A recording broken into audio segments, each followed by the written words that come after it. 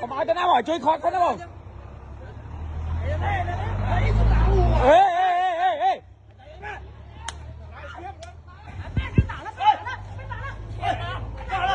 Ê đợi tên này. Một đợt brit đó, một đợt brit cặp với ba này bông về vay mà được sấy vậy là pha với nhá nhỉ.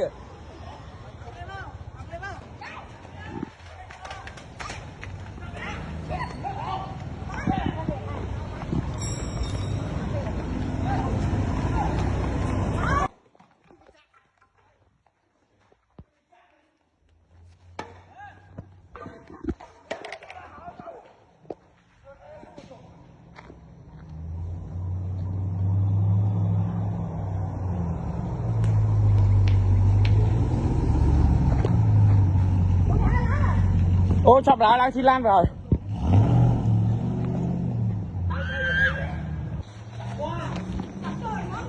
Đây tụi bốn thấy không? Anh đang ai cái bài cái làm như tôi bài trong ai cái ma bị tâm chạy lại con lấy to lên tôm nà cái chạy ở trong mấy cái viên chạy trong mắt mà lấy tam về to nữa rồi. Bỏ lấy khang xong mà cái phong có áo rồi ba sẽ cắt từ lấy được bao nó đó này.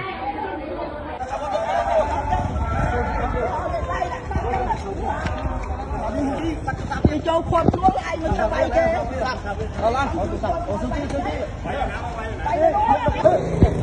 Làกำลังป้องกันว่ารัฐบาลกัตเลียสามานคือการปลดบุรุษชนชั้นสูงทางเรือมาการสกัดป้องกันไปคือการสร้างสู้แก่ป้องกันในเด้งวีเพชรใบขังเรือหอย